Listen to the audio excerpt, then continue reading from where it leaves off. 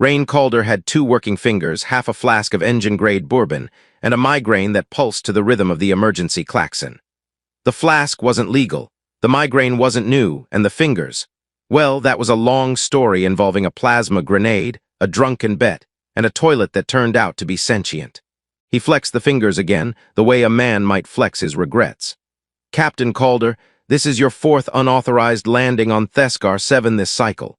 Command would appreciate it if you stopped treating it like your personal camping ground." The voice in his comm was dry, female, and bored. Probably Lieutenant Arvid from Station Control. She always sounded like she was one good cup of coffee away from letting the whole galaxy burn. "Tell Command I'll stop treating it like a campground when they stop assigning me missions that sound like interstellar suicide notes written by interns," Rain muttered. Vex, his AI assistant, pinged to life in his implant. "Statistical analysis indicates the interns are statistically 12% more competent than your last superior officer. Shall I remind you of Admiral Nork's flank and prey maneuver?" Rain grunted, hoisting himself out of the pilot chair of his rust-bucket shuttle, the Asterisk Sour Fortune. The ship groaned like it shared his opinion. Outside, Theskar 7 stretched in all directions, ashen plains, jagged cliffs, and a horizon that looked like someone had erased it in a fit of apathy. The atmosphere here wasn't technically breathable, but Rain's lungs had long since stopped taking orders from medical manuals. The beacon had pinged from a canyon just under 2 clicks west. A diplomatic signal, Vierxy origin, low frequency and distorted by the stormfront. Probably a wreck, maybe a trap, almost definitely a bad idea. So naturally he went. His boots crunched against ground that looked like burnt bone dust. The exosuit's joints hissed with every step, because maintenance was a luxury and Rain preferred whiskey to wrench work. Thunder rolled overhead, but no rain fell. Just static whispering in frequencies that made your molars ache. "You know," Rain said out loud, mostly to Vex, "there was a time I thought retirement would involve beaches, and drinks, and a complete absence of low-grade alien death traps." "Technically, Captain," Vex replied. "This qualifies as all 3 if you broaden your definitions. The static waves are hydrophilic, your flask contains alcohol, and the canyon is approximately 30 meters below sea level. Your optimism is why we're still single. The canyon opened like a wound. Sharp rock, a narrow descent, the shadows long and twitchy. Rain dropped in with the grace of a man who knew falling was just accelerated walking. At the bottom, the signal was clearer. A downed ship, Vierxy make, torn like tissue, glass half melted, hull fractured by something that hadn't bothered with subtlety. The interior stank of scorched ozone and recent panic. Inside, it was too quiet. Then a voice, a small, staccato series of pulses, like music played backward through a submarine radio. Rain followed the sound, gun half raised, teeth gritted, and found the kid. He was maybe 7 standard cycles old, Vierxy by the look of him, thin-framed, pale luminescent skin, eyes like liquid starlight. His fingers were tapping the air in a rhythm that made Rain's translation implant wheeze. The boy sat wedged behind an overturned console, trying to look braver than he probably felt. Rain crouched. "Hey, kid, you hurt." The boy blinked. "You smell like iron and expired food units. Are you a janitor?" "Close enough." Rain heard something skittering behind him. "Can you walk?" "I can levitate, but it's discouraged indoors." "Smart, come on." The kid didn't argue. That should have been the first red flag. They moved fast because the skittering had turned into stomping, and stomping rarely came alone. Rain fired 2 shots behind them to discourage curiosity. The blasts lit the hallway, revealing the source: mercenaries. Ex-humans jacked up on biomech grafts and bad decisions. Skin like rusted chrome, weapons fused into their arms. Their eyes were hollow of everything but hunger. "Captain," Vex warned, "based on the sounds, you are about to be extremely unpopular in a very tight space. Just like my academy days." They burst into the open air as a plasma bolt sizzled past Rain's head. He fired back, not looking. Got lucky, one went down with a shout that sounded more machine than man. The kid ducked behind a rock, chirping something that made Rain's suit momentarily flicker in color. "Was that a shield pulse?" "Yes," the kid said innocently. "I improved your armor, it was ugly." "Appreciated." They kept moving, through ash drifts past broken pylons that hummed in ancient languages. At one point, the kid sneezed and accidentally created a low-gravity pocket that launched Rain 6 meters into a cliff wall. "Sorry," the kid said. "You're not," Rain wheezed. No, that was quite funny. He was right. They reached the shuttle just as the mercs caught up. Rain tossed the kid inside, pivoted, and dropped two more attackers with shots that made his shoulder scream. Then the gun jammed. Of course it jammed. He threw it like a club and got a satisfying asterisk clang for his effort. Inside the shuttle, the kid was humming a tune that might have been classical Vyerksy battle opera, or perhaps just his version of elevator music. Rain slammed the hatch shut, dove into the pilot's seat, and launched with a roar that shook every bolt loose. The ship groaned, bucked, and broke gravity like it owed someone money. They were in orbit within 2 minutes. Rain slumped in his seat, heart pounding. The kid floated beside him not because of zero gravity. He was levitating again, just to show off.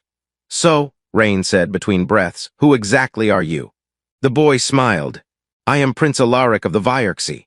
Third of my name, Light of the Spires, heir to the Endless Accord, and once champion of the Interstellar Spelling Tournament." Rain stared at him. "And I'm Captain Calder, wearer of dirty socks, eater of canned beans, and chief survivor of poor decisions."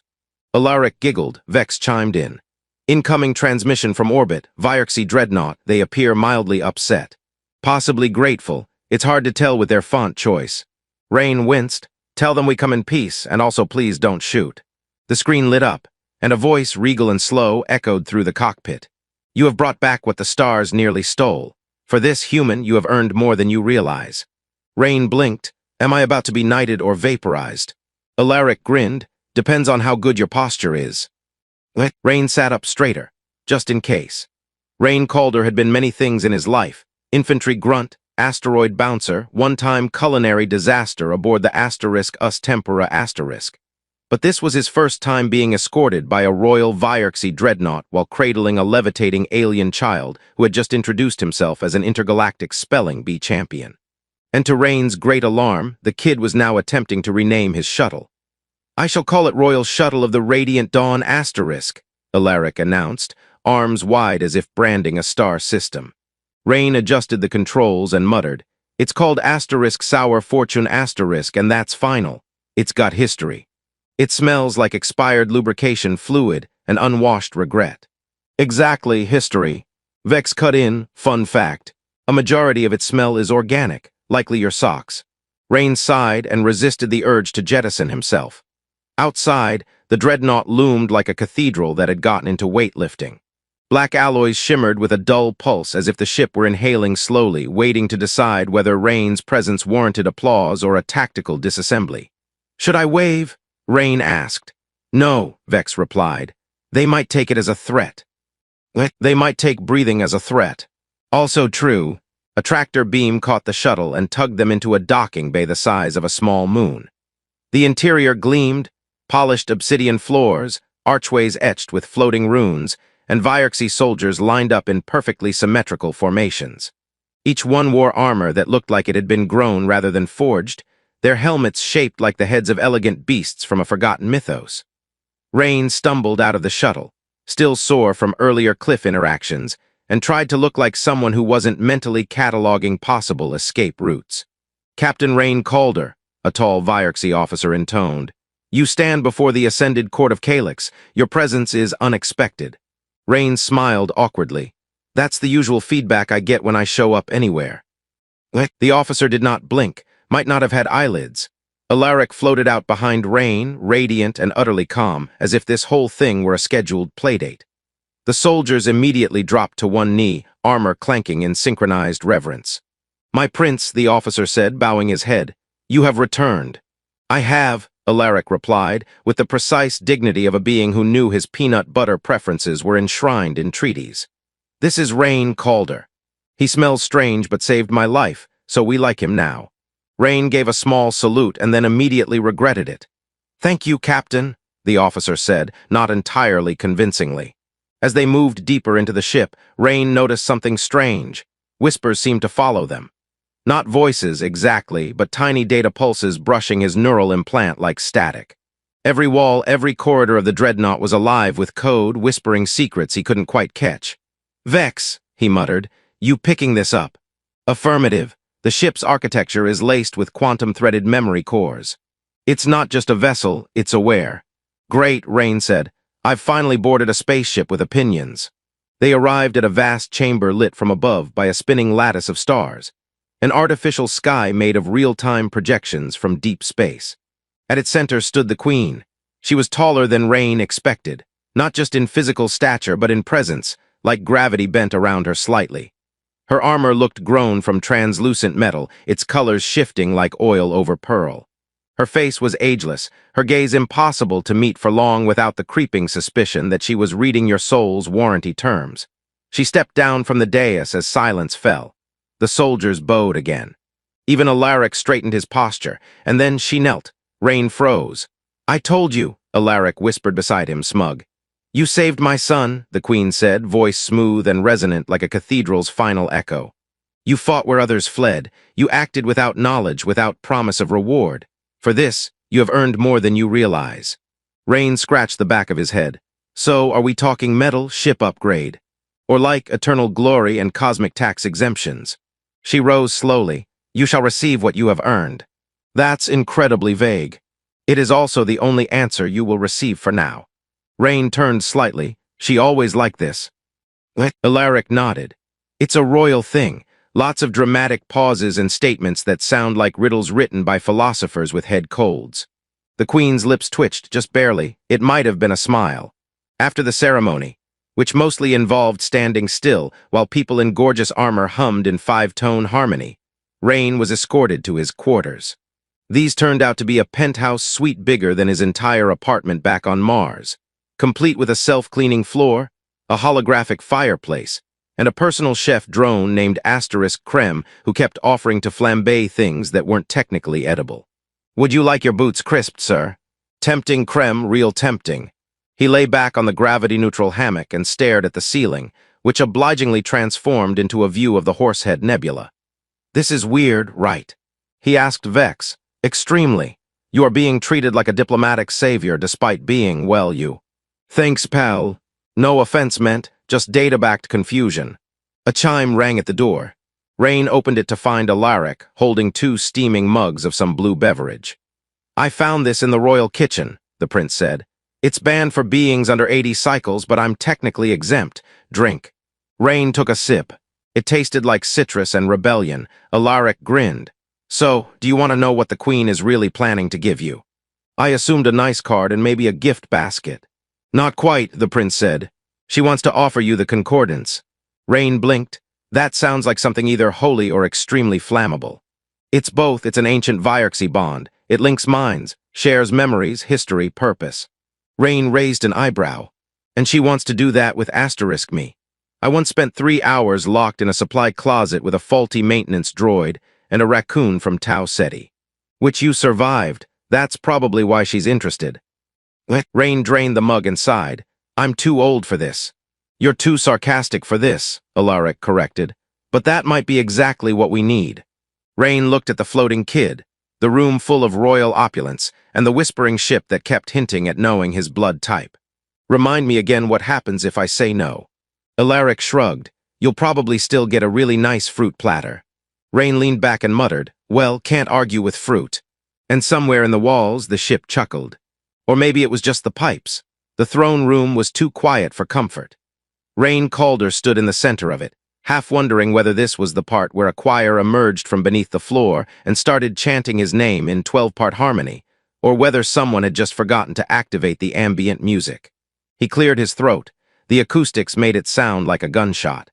"I feel like I'm about to be recruited into a cult that wears shiny robes and talks about spiritual ascension through kale smoothies," he muttered. Alaric, seated cross-legged beside him and balancing a fruit orb on his forehead with inhuman precision, offered helpfully. "There are at least 3 cults like that in the Vierxy sectors. 2 of them have surprisingly good membership snacks." Rain opened his mouth to respond, but stopped as the queen entered again, this time without her usual entourage of humming armored statues. She walked with that kind of regal smoothness that made Rain feel like an awkward tangle of knees and sarcasm. "Captain," she said, "your presence continues to ripple. Is that a good thing or a galactic security concern?" "Yes," Rain raised an eyebrow. "You know, ambiguity loses its charm when you start worrying whether the next sentence includes the word disintegration." The queen stepped closer and extended a single object, a small, curved artifact that pulsed faintly in time with Rain's heartbeat. It looked like a broken crescent of light bound in glass. "This is the concordant seed," she said. "It contains not just our knowledge, but our intention, our memory, our history. You may choose to bond with it or not." Rain took it cautiously. It was warm, like a living thing. "What happens if I say no?" "You remain as you are. You return to your people. We thank you with gifts and honors, and our debts are repaid." "And if I say yes?" "You are changed." "Changed how?" "Changed." Rain turned to Alaric. "Does she ever elaborate?" "Only when describing complex salad dressings, and even then it's more poetic than practical." Rain sighed and tucked the concordant seed into his jacket. "I'm not ready to be changed. I'm barely ready to do laundry." The Queen gave him a long look. "You are not ready, which is why the offer matters." That evening, he sat in the same absurdly luxurious suite, poking at a meal that glowed faintly and blinked when he stared at it too long. Vex hovered nearby in drone form, currently shaped like a floating metal teacup with a sarcastic eye etched on its surface. "So, thoughts?" Rain asked. "On the whole merge with alien hive knowledge situation." "There is a 63% chance it will enhance your cognitive faculties and extend your lifespan by 2 centuries. And the other 37%. You might hallucinate the internal architecture of time and develop a mild obsession with geometric poetry." "I already have that. It's called insomnia." "Then consider yourself halfway prepared." Rain pushed the blinking food aside. "Why me, Vex? Out of all the heroes, diplomats, and actual qualified people in the galaxy, why pick me to receive the alien brain USB stick?" Vex bobbed. "Unknown. But your choice to save the prince unknowing of his value may have disrupted patterns they thought immutable. That sounds dangerously close to being called special. I don't like it. You're not special, Rain. You're just the anomaly they didn't predict, the sand in the gearbox." "Well, that's more like it." He got up, paced, and turned the walls into a view of Earth. Not real Earth, just a simulation projected in such fidelity it might as well be.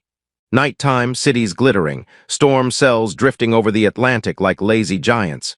"You ever miss it?" he asked. "Earth." "Yeah. No, I was manufactured in a lab orbiting Europa. I have fondness for cold rock and very dry sarcasm." Rain smiled just barely. "Still feels far away somehow, even for a guy who signed up to be far away." He didn't sleep much. The concordant seed pulsed faintly through the night, humming in his jacket pocket like a memory waiting to be remembered. The next morning, they escorted him to a chamber beneath the throne room, a place of dark crystal and breathing walls. Alaric came too, bouncing with excitement like they were headed to an amusement park instead of a potentially mind-altering ritual. "So, this is where the whole gift ceremony happens?" Rain asked. "Looks a bit like a haunted geode." "The architecture is responsive," Alaric said. "It changes based on your emotional resonance." The floor beneath Rain turned slightly squishier. "Okay, no, that's deeply unsettling." The Queen waited at the center, surrounded by what looked like floating shards of memory, holographic threads displaying moments Rain didn't recognize. Battles, faces, starlight flooding a garden of crystal trees. "These are fragments of our lineage," she said. "To accept the concordance is to carry part of us forward." Rain stepped forward. "Look, I'm not exactly what you'd call open-minded. Half the time I can't even open a ration pack without swearing at it." "You act like someone hiding in simplicity," she said.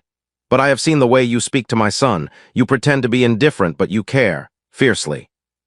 "I'm mostly trying to keep him from blowing up my ship. And yet you joke, even here, at the edge of something irreversible. It's a coping mechanism, very advanced." She extended her hand. The concordant seed rose from Rain's pocket and hovered between them. "You may walk away," she said. "But if you take this, if you bond with us, you become a part of something more. You will know things that may unmake your understanding of war, of time, of the self." Rain looked at it, then at her, then back at the door. "I'm gonna need a minute," he said and bolted. Back in his quarters, he paced hard enough to wear a track into the floor. Vex followed like a judgmental balloon. "You're avoiding the inevitable," the AI said. "I'm considering all options." "You're stalling like a ship with a broken inertial damper." "I'm being responsible." "You're having a moral panic in your socks." Rain slumped into the hammock. "It's just, I don't want to be them. I'm not a Vierxy. I'm not noble or chosen or any of that poetic stuff." I'm just a guy who got stuck doing the right thing because it was the only option that didn't involve a dead kid. And maybe that's exactly why they chose you. There was a knock at the door. Alaric peeked in, holding 2 mugs of that illegally strong Vyrexy beverage again. I brought brain fuel, he said. You look like you're losing an argument with your own thoughts. Rain took the mug and sat quietly for a moment. Do you want me to do it? He asked finally. Alaric tilted his head. Want? No, but I think the galaxy does. Rain sipped. The taste was the same. Citrus, rebellion, and a hint of electric clarity. He leaned back and looked up at the false sky, which had turned to stars again. They blinked like eyes, waiting. Fine, he said. But if I start spouting ancient wisdom and speaking in riddles, I want you to slap me. Hard. Deal, Alaric said, twice if needed. And somewhere deep in the ship, the walls hummed with what might have been anticipation. Or laughter.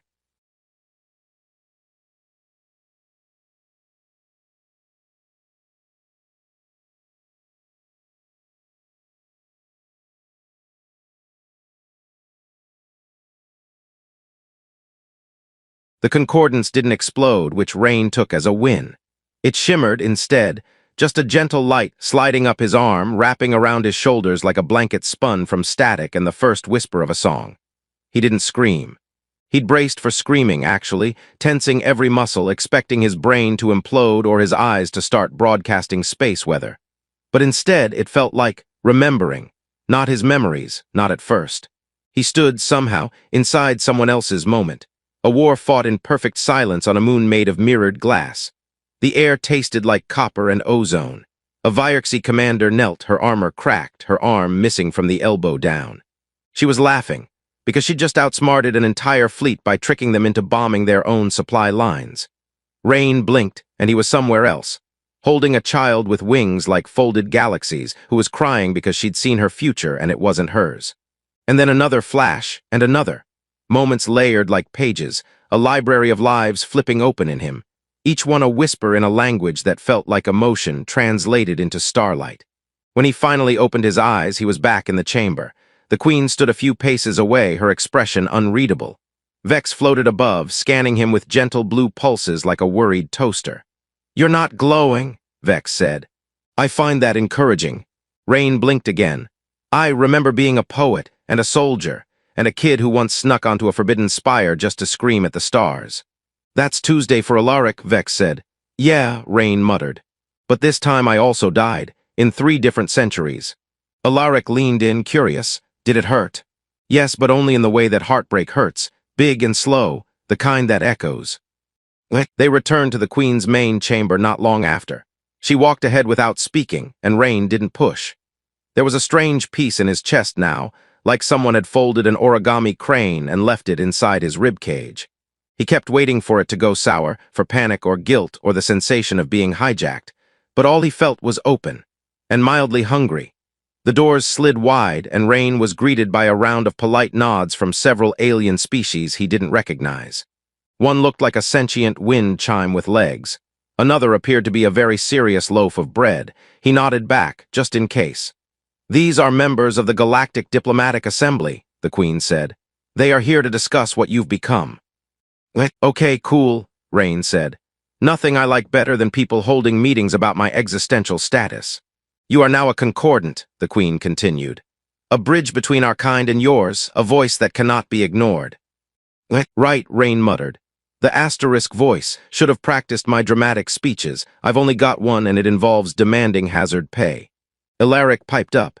He also does a good impression of a malfunctioning coffee machine. I do, Rain said, but it's mostly for funerals. The assembly began with something that might have been a ritual, or possibly just a very long stretch of polite glaring. Rain sat uncomfortably in a chair that molded itself around him like it was trying to guess his insecurities. One representative, a crystalline entity named Ambassador Kess, finally broke the silence. Human. You are now fused with memory. You carry the will of a people not your own. Why? Rain rubbed his face. I don't know, maybe because I got tired of saying no to everything. Silence, he sat up straighter. Look, I'm not a diplomat. I'm not a hero, I'm just me. But when I saw that kid in a pile of wreckage about to die, I didn't think about species or politics or cosmic resonance. I just thought, asterisk no asterisk, not this, not again. And if that makes me a bridge now, well, I hope I'm a sturdy one. But don't expect me to start wearing robes or quoting ancient texts. I'll probably still cuss when I stub my toe. The crystal being tilted slightly, which Rain chose to interpret as a nod. Another representative, a feline-like alien with mechanical whiskers, purred, "If you are concordant, then you are bound by echoes. Do you hear them?" "Yeah," Rain said. "They whisper in my sleep and hum when I look at stars, and once during lunch one of them suggested I should try more fiber." The room incredibly chuckled, or at least vibrated in a friendly way. After the assembly ended, Rain found himself walking alone down one of the ship's long corridors. Alaric had gone off to attend royal studies, which apparently involved levitating textbooks and arguing with tutors made of light. The queen had vanished into her tower to meditate upon trajectories, which Rain suspected meant take a nap but sound important. So he wandered. Eventually he found a garden, if it could be called that. Floating stones orbited glowing trees. Bioluminescent vines hung from invisible platforms. There were birds, but they phased in and out of visibility like radio stations on a bad signal. He sat beneath one tree and sighed. Vex hovered nearby. "How are you feeling?" the AI asked. "Like I swallowed a history book and now every sentence in my head ends with an ellipsis." "Do you regret it?" "No," Rain said. "But I'm starting to wonder if the real reward wasn't the knowledge. It was the question it left behind." Vex paused. "Which question?" "What do I do with it?" They sat in silence for a while, until inevitably the wall beside them exploded. A figure emerged from the smoke, humanoid but wrong, too thin, too fast. Half of its body was plated in gleaming chrome, its mouth a rigid mask split by machinery. Its eyes were blank. "Target acquired," it rasped. Rain didn't hesitate. He rolled, grabbed a dropped staff from the garden, and whacked the intruder across the head. It staggered, shrieked in static, and lunged. "Vex, suggestions." "Run." "Thought so." They bolted through the garden, dodging grav lilies and collapsing platforms. Alarms rang and guards swarmed, but the intruder moved like water through steel. It wasn't here to kill Rain. It was here to observe asterisk him. Then it vanished, dissipating into a glitch in the air. Rain stood panting, surrounded by chaos. Vex scanned the fading anomaly. It was not Vyrxy, not even close. "Yeah," Rain said. "I think someone else knows about the concordance now. And they're not here for fruit platters." "No," Rain muttered. "They're here for whatever I've become." And somewhere deep inside him the voices whispered, not in fear but in warning. Rain Calder was many things. Ex-soldier, part-time philosopher, occasional connoisseur of dangerously glowing food. But even he knew that when chrome-faced abominations phase through your royal garden, it usually signals a shift in the itinerary. He stood in the middle of the wrecked grove, one arm lightly burned, hair singed in artistic patches, and absolutely no idea where his other boot had gone. "I like this boot," he muttered. It was the one without holes. Vex buzzed overhead, scanning what was left of the garden floor. "I detect 43 unique DNA fragments, 9 alien pollens, and 1 slice of cake. I was saving that cake for emergencies. I believe this qualifies." Guards swarmed in shortly after, a perfect storm of efficiency, panic, and ornamental shoulder spikes. Alaric appeared moments later, still wearing his formal study robes, which had tiny programmable stars drifting across the fabric. He took one look at the devastation and Rain's slightly smoking hair and said, "I leave you alone for 1 hour." "That was your mistake," Rain said. "I attract chaos. I once set off a fire suppression system just by sneezing." The queen arrived last, flanked by advisors who whispered things in urgent tones and gestures that involved alarming amounts of wrist movement. Her expression, as usual, didn't crack, but her gaze sharpened. "Describe it," she said. Tall, humanoid, moved like bad dreams, face like a rejected toaster design. Spoke one phrase, "Target acquired." Then it glitch-poofed. "Glitch-poofed," Alaric echoed. "You weren't there, it was very convincing." Vex chimed in. "I analyzed its departure. It left behind no energy signature. Whatever it was, it didn't teleport, it collapsed." "Collapsed? Like corrupted data, or a dream being forcefully ended." The queen looked at Rain with something bordering on curiosity. "You were not harmed.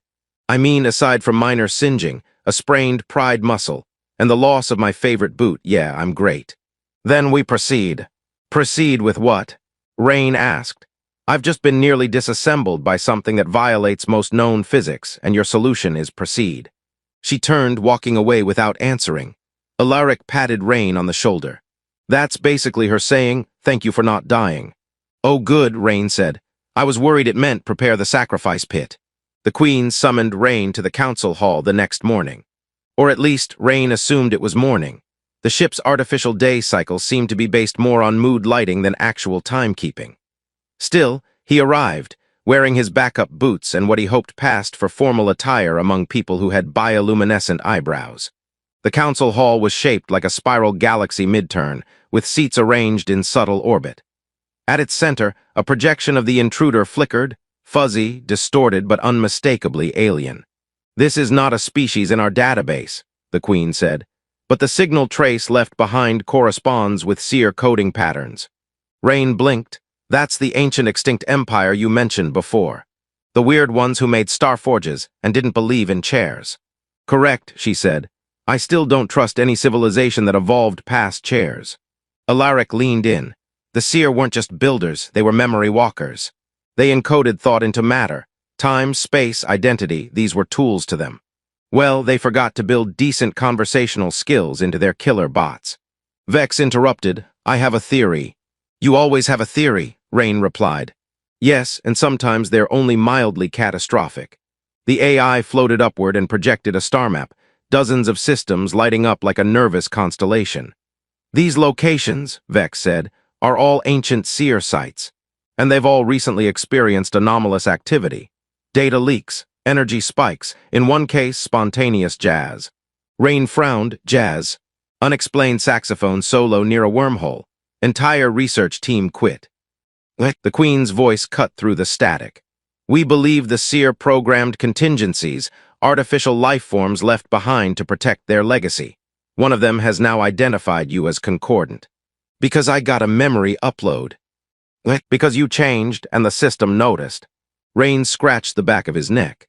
"So now I'm a walking flag for ancient constructs that may or may not think I'm a threat." "Possibly," the Queen said. "Neat. I haven't even finished my welcome fruit basket." Alaric beamed. "The good news is we've decided you need a ship." What now?" "A real one," the prince continued. "Not your rusted tin can with attitude problems. Sour Fortune has character. It also has duct tape holding the life support panel together." Rain looked betrayed. "That tape has sentimental value." The Queen extended a hand, and a panel opened in the floor. A small orb rose, gleaming with quantum filaments and crystalline nodes. It unfolded midair, shifting like puzzle pieces solving themselves. "This is Zephyrath Asterisk," she said. "A living ship, one of ours, grown, not built. Capable of interface with concordant minds. I don't usually get along with technology that has opinions." "You'll learn to," she replied. "Or what? Or it won't open the bathroom doors." Rain stared at the ship, now settling beside him like a curious animal. It didn't hum. It listened. "You're going to fly me across the galaxy to poke at ancient ruins full of broken gods and killer jazzbots, aren't you?" "Yes," the Queen said. "Cool, just so we're clear." They departed within the hour. Rain, Alaric, Vex, and a living spaceship that occasionally pulsed in time with Rain's heartbeat. The crew of misfits bound for a series of ruins where reality had stopped returning messages. The first stop was a dead world called Halrix. Cold, hollow, no official maps. But ancient seer glyphs still burned faintly beneath its crust, whispering truths no one had translated in centuries. Zephyrath touched down on a shelf of black stone, lowering its ramp like a sigh. The wind screamed across the surface. The ruins loomed in the distance like fractured mirrors sunk into ice. Rain tightened his coat and turned to the others. "Well, here we go." "Into the unknown," Vex added. "Toward possible doom," Alaric chimed far too cheerfully. "And maybe," Rain said, "just maybe, a really good sandwich somewhere along the way." The ruins waited, silent, watching. The whispering in Rain's head began again, low, curious, and entirely too amused. Rain Calder knew three things for sure. First, Halrix was a terrible vacation spot. Second, ancient alien architecture should never hum at you. And third, Zephyrath, his brand-new living ship, was sulking. "You left me parked," the ship said through a crystalline interface shaped suspiciously like a very judgmental cat. "I am not a coat rack. I'm a consciousness weaved from Virexy memory coral and plasma-threaded neural scaffolds." "I was gone for 20 minutes, Rain said. "I didn't realize you were that emotionally available." I felt abandoned. Zeph, Rain said, rubbing his temples. I promise I'll take you on a walk next time. We'll do memory tethering, throw the data stick. It'll be great. The ship made a sound like a disappointed sigh translated into code. Alaric floated in from the side, upside down as usual, holding a relic he'd extracted from one of the glyph-covered obelisks outside. It looked like a melted snow globe filled with miniature storms. Found this in a socket labeled, "Do not insert foreign limbs." Naturally, I did. Of course you did, Rain muttered. How do you have so few limbs and still manage this level of chaos? Gifted, Alaric said proudly. They were standing in what used to be a seer command node. The walls pulsed with residual data, too ancient to translate, too arrogant to explain itself. Vex hovered overhead, scanning glyphs while mumbling to himself in binary. This structure is running a simulation, Vex said. A really old one, like dial-up modems and laserdisc old. What kind of simulation? Something between an archive and a weather forecast for thought. That's not a thing, Rain said. It is if you're the seer. Alaric approached a tall crystalline panel and poked it. The panel lit up, then it chirped, then somehow it sneezed. That wasn't me, Alaric said. The room shimmered.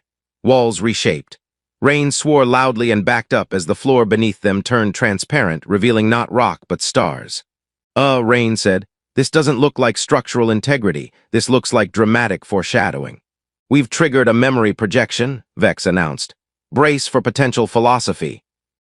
The air around them crackled and formed into a shimmering figure, tall, faceless, wrapped in fractals. It began to speak in a tone that made Rain's nose itch. I am Caravel, custodian of the third seed vault, voice of the quiet edge, it said. Rain raised a hand. Hi, Rain, captain, keeper of sarcasm and cold coffee. The figure blinked somehow without eyes. You are not of the memory. Nope, but I've got a subscription now.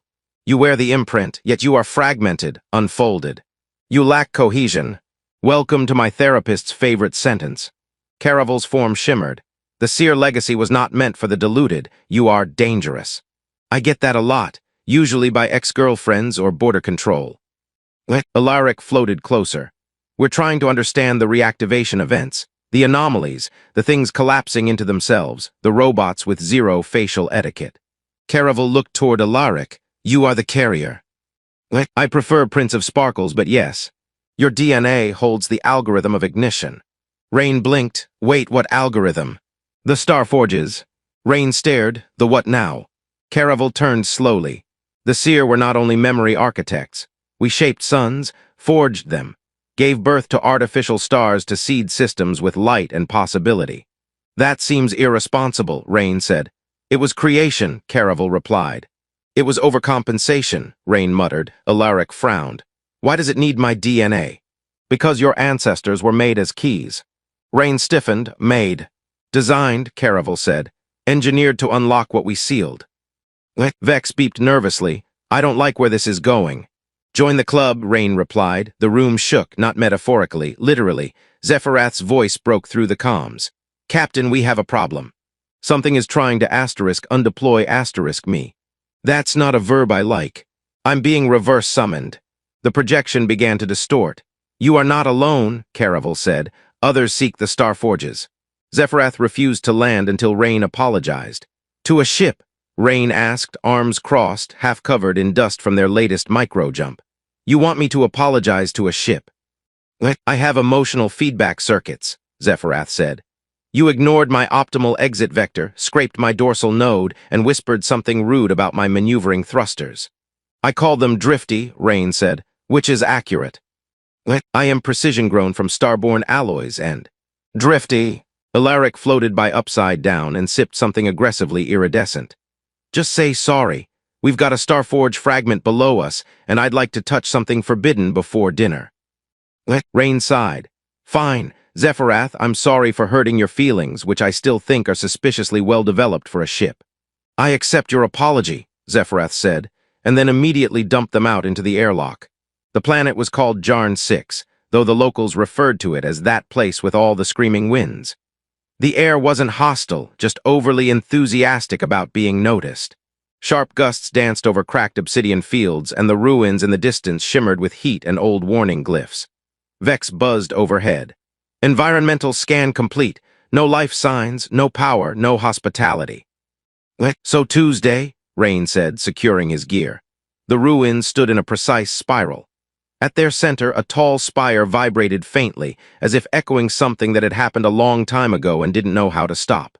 Rain approached with caution, which for him meant walking with a blaster drawn and muttering about vacation days he never took. Alaric ran ahead, gleefully scanning every panel, occasionally making delighted sounds only royalty and caffeinated birds could produce. "This is a resonance spire," he called. "It's designed to hold Seer symphonic code. I don't know what that means. It's like music you can live in. I don't want to live in music. I barely survive in elevators." They reached the base of the spire where an interface glowed faintly, 7 rings around a central sphere, spinning in rhythm with something that didn't have the courtesy to be audible. Rain reached out. "Wait," Vex said. "It's reacting to your concordant imprint, strongly." "How strongly?"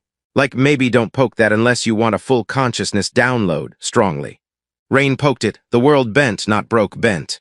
Like someone twisted reality into a spiral and shoved them through it. When it settled, they were still standing in the same place, but the ruins were clean, whole, and there were people asterisk, tall, iridescent, seer. Dozens of them moved through the city, unaware of Rain and his very confused entourage. The projection rippled with overlapping timelines, holographic echoes of an empire at its peak, layered into each other like pages being read all at once. Rain turned to Alaric. "I touched a glowy thing and now we're in alien memory theater. You're welcome." "I want to live here," Alaric whispered. One of the seer, taller than the rest, with patterns like constellations etched across its skin, stood before the spire addressing a crowd. "The forges are not just engines," it said. "They are decisions. Once lit, they reshape. Once guided, they continue." Rain frowned. "That's a bad motto for anything with a fuel source." "They built stars," Vex said. "They didn't exactly have restraint." The crowd rippled, then shifted. The sky above them darkened in the memory. A second seer approached the first, this one wrapped in something darker, less stable. A glitchy outline surrounded it, as if it were already half forgotten. "You wish to give the light to all," it said, "but not all will use it well." "They must have the choice," the first answered, "and when they choose wrong." The memory froze, then skipped. The sky fractured, and rain was falling. For half a second he passed through 7 star systems at once. He saw a forge ignite and swallow its planet. He saw a child floating in a glass orb, cradling a dead sun. He saw himself, older, standing on a bridge that stretched between galaxies, speaking to someone he couldn't yet remember. He hit the ground with a grunt. "Okay," he said. "That was new. I just got haunted by a musical history lesson, and I think it called me irresponsible." "You were shown a fork," Vex said. 2 seer, 2 visions. One believed in universal access, the other did not. "Let me guess.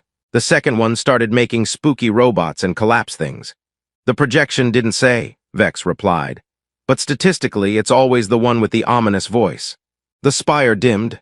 Alaric stood quietly, still staring at the fading figures. They split, not over power, but over trust. Rain dusted himself off. Trust is messy, especially when it involves light that can turn moons into decorative napkin holders. Zephyrath pinged them. "You need to leave now." "What is it?" Rain asked. "Something just unarrived from space." Vex flinched. "That's not how verbs work." "It is now," the ship said. "Prepare for extraction." The wind screamed louder.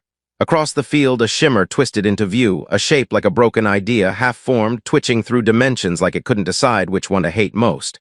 It lunged. Rain fired. The blast passed through it. "Okay," he said, backing up. "We're in the ineffective gun stage of the encounter." Alaric threw a pulse. The creature convulsed just enough to hesitate. They ran. Zephyrath opened the hatch just in time. They dove inside as the ship lifted off, engines burning through layers of atmosphere that shouldn't have been solid but kind of were now. Inside the cockpit, Rain panted. "That thing, that was worse than the last one." "They're evolving," Vex said. "Or adapting. Or getting angrier." Zephyrath turned sharply through space, initiating a slipstream fold. Rain leaned back and groaned. "I swear if the next ruin sings at me, I'm retiring." Alaric handed him a glowing snack. "Eat. You look metaphysically exhausted." "I just survived alien ghost jazz and philosophical arguments with extinct star makers," Rain said. "I am metaphysically exhausted." He bit the snack. It tasted like lightning and cookies. And somewhere in his chest, the concordance whispered again, "The decision is not coming, it's already been made." Rain didn't know what that meant, but he had a feeling he'd find out soon, and probably hate it. Rain Calder woke up screaming, but with dignity. Well, mostly dignity. He sat up too fast, hit his head on a low beam, cursed in 3 languages, and fell backward into a crate of emergency socks. Alaric poked his head in a moment later, upside down and holding a bowl of cereal that appeared to be evaporating on purpose. "Another prophetic dream?" the prince asked. "Either that or I accidentally bonded with the spirit of someone who had a bad experience with bureaucratic space forms," Rain groaned, rubbing his forehead. "There was a lot of yelling at a council, and someone tried to put a tiara on me. Oh, you've reached the concordant threshold 6. There are asterisk thresholds." "Yes," Alaric said, cheerful. "Threshold 5 is when you start hearing whispers. 6 is when the whispers develop a preference for administrative policy." "I'm so done," Rain muttered, standing up and shaking glitter off his shirt. "Why is there glitter?" "You activated a ceremonial memory thread." "Of course I did." Vex's voice came through the intercom. "Captain, we have arrived at the coordinates for the next Forge remnant. Would you like a briefing, a beverage, or a quick nap before probable existential horror?" "I'll take 2 out of 3. The Forge fragment was hidden inside the carcass of a shattered moon orbiting a gas giant. The moon had split like a puzzle halfway through solving itself. Zephyrath navigated the debris like it was bored of gravity altogether. The outer crust of the Forge platform bristled with ancient defenses, most of which were now politely dead. They docked on a ledge that looked vaguely like a welcome mat made by someone with no concept of hospitality. "Stay alert," Vex said. "The last 2 sites triggered hostile reactions. This one might offer snacks and then explode." Finally, Rain muttered, "A Forge with priorities." The interior of the station was dim, flickering with decaying systems that still tried to sing to themselves. The corridors pulsed with quiet, like someone breathing very slowly behind a thick wall. Alaric wandered ahead, whistling a song that changed key every few seconds and may have been a math equation. They reached the core chamber in 10 minutes. It was circular, always circular. Because ancient superintelligent species apparently couldn't resist dramatic architecture. At the center, a column of light held a floating sphere, smooth, cracked, and softly glowing. Rain frowned. "That looks like the Universal. Do not touch this shape." "It's a decision core," Alaric said, "left behind by the Seer faction that believed the forges should be sealed. Let me guess. The other faction left behind a different asterisk decision core, shaped like a dagger, leaking ominous jazz." Vex hovered closer. "It's active and aware. Is it going to talk to us? I'm not emotionally prepared for another lecture on cosmic stewardship." The sphere blinked, then it spoke. "You are fractured." Rain pointed at himself. "That's me. You carry memory, but lack intention." "I was told that's part of my charm. You are a concordant without resolve." "I'm working on it. You stand where one path ends, others begin. I also parked poorly, but we're skipping that part." The sphere hesitated. Or maybe that was Rain projecting. Alaric approached it reverently. "This core contains the Seer lock," the prince said. "The protocol that halts the forges permanently." Rain crossed his arms. "And let me guess, the other core out there does the opposite." "Yes," Vex said. "It unlocks them, revives the star makers, the factories, the weapons." "So this is it," Rain muttered. "On switch, off switch." The sphere pulsed, "Not switch." "Voice, the system listens only to one who understands both sides." Rain stared. "Why me?" "You are not chosen," it replied. "You are found and finding has power." Alaric looked up at him. "The moment we found you, the balance started shifting. I think you were meant to break symmetry." "I'm really just a guy with a sarcastic AI and a stolen coat." "Exactly," Alaric said. Rain stepped forward. The core hummed louder. "All right," he said. "But before I make a choice that could either shut down ancient stellar factories forever or let them resume and possibly end all semblance of peace in the galaxy, I have a very important question." "Yes," the sphere asked. "Do either of these options come with decent breakfast protocols?" There was silence, then impossibly the core chuckled. "You are the first to ask." "I'm the first with priorities." The chamber shifted. A panel opened. Another projection appeared, this one of a planet reduced to magma, spinning slowly in space, its star forged and captured by an artificial cradle. "This is the cost," the core said. Then the image changed. 1,000 systems reignited.